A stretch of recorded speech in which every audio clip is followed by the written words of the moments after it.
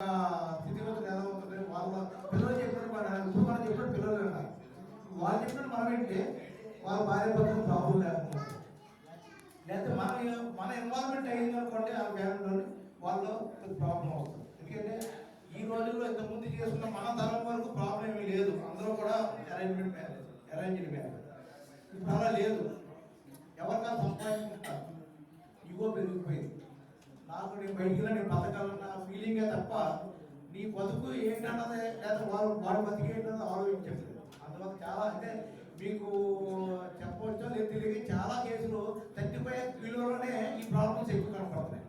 ఎందుకంటే మన సంఘం ద్వారా చాలా వరకు వస్తున్నాయి కాబట్టి చూస్తున్నాం. అంటే ఇది సాఫ్ట్వేర్ వల్ల వస్తుందా లేకపోతే దేని మీద వస్తుందా మనకు తెలియదు.